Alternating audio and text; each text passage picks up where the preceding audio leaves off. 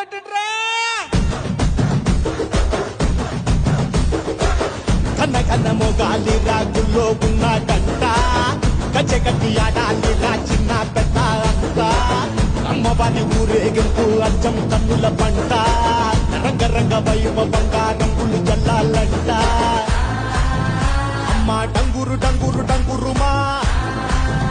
అమ్మ అమ్మోరు డంగురు డంగురుమా అమ్మ డంగురు డంగురు డంగురుమా